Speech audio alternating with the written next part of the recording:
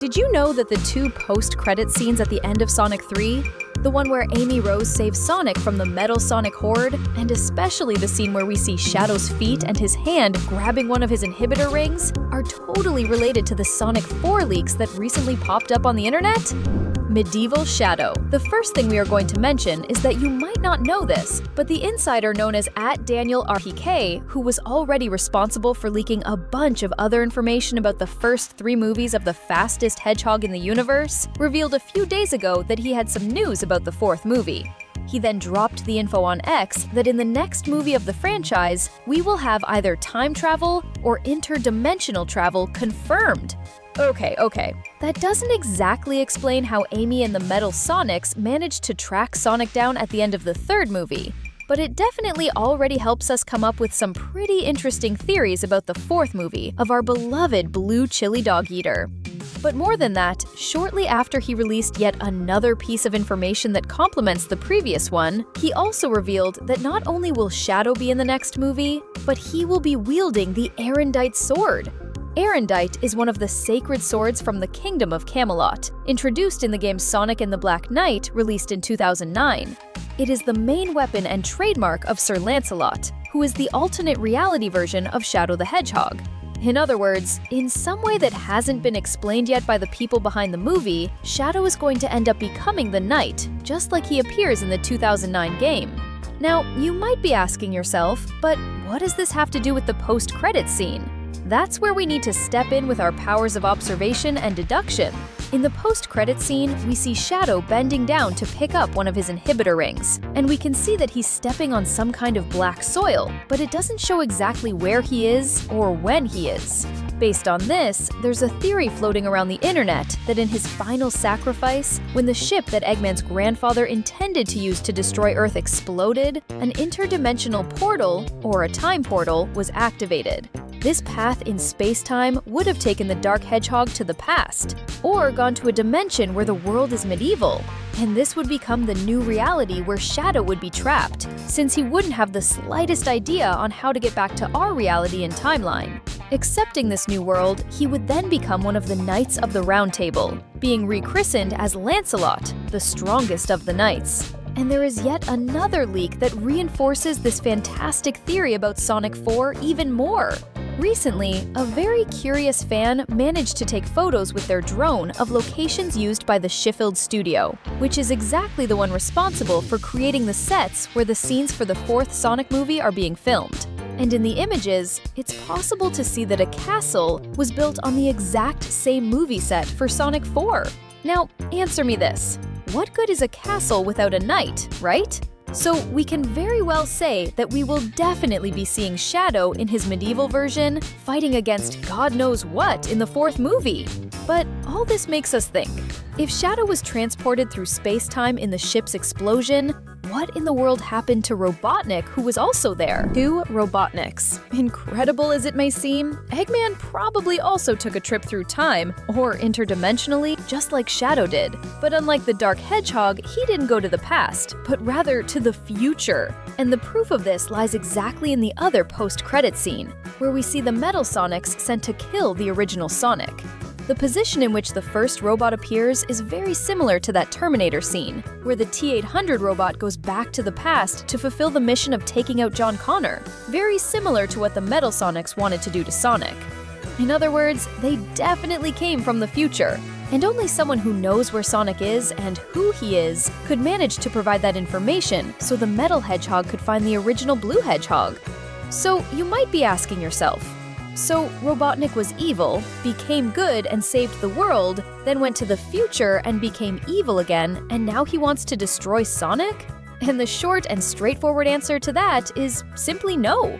The truth is that in Sonic 4, there won't be just one Dr. Eggman, but actually 2 Robotniks. One of them will be good, which is the one who sacrificed himself for planet Earth, and the other will be evil, and already existed in the reality where our Eggman ended up landing. However, in that reality, there was no Sonic to stop the crazy doctor, and he created the Robotnik Empire. In fact, the proof of this is in the concept art revealed after the release of Sonic 3 that ended up not being used in the third movie, where we see a Robotnik, which is this evil one from another dimension that we just mentioned, standing next to a metal Sonic with open arms, showing off his power and domination over a humanity completely devastated by his machines. Meaning, the arrival of the Robotnik we know to his timeline ended up showing him that there are other dimensions out there to be conquered, but with a single obstacle. There is a Sonic in those realities that needs to be eliminated, hence the reason for sending the group of Metal Sonics to wipe out our beloved Blue Hedgehog.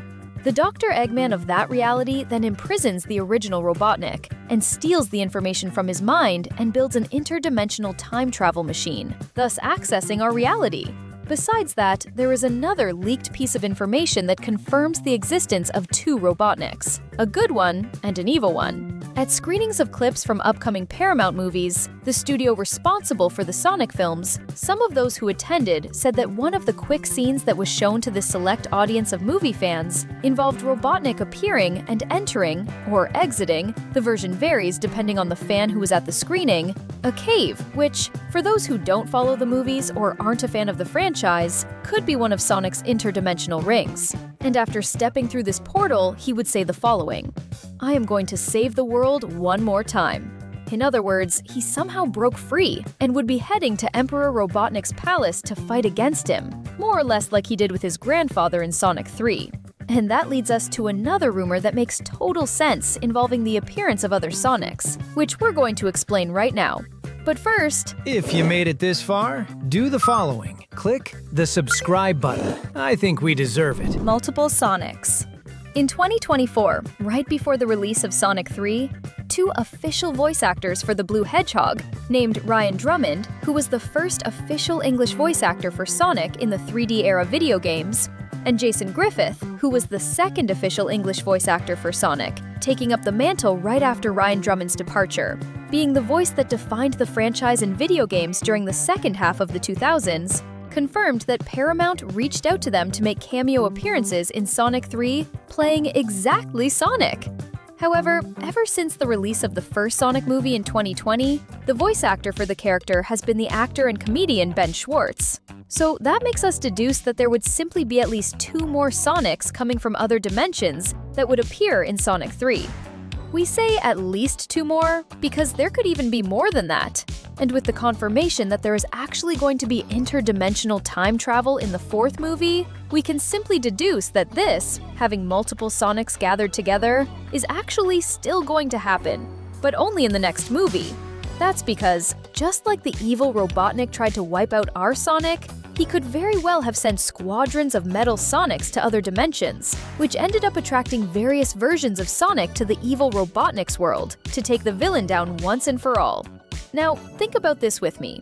What if among those Sonics we get Ugly Sonic, who was originally going to debut the franchise? Or worse, what if Sonic himself, that goofy, poorly drawn version of Sonic created on the internet, was also in this group? Wouldn't that be super funny? Or even, maybe the Werehog version of Sonic could also be in the group gathered to take down Emperor Robotnik and his massive army of Metal Sonics, which would be way too many for our Sonic to handle alone. It would be something more or less like that final fight scene with Captain America against Thanos and his army at the end of Avengers Endgame, except with a bunch of Sonics and Shadows coming through the portals instead of Marvel heroes. I don't know about you, but I would find that really awesome. Aside from all that, we can say that this whole time travel thing could very well be setting up a solo Shadow movie, with him being the protagonist of the film and facing off against the Black Arms aliens, just like what happens in his standalone game. On top of all this, following the tradition of the Sonic movies, a new character would definitely be introduced in the post-credits scene. And, of course, it would be none other than our beloved Hedgehog Silver, who comes straight from the future exactly to try and destroy Sonic.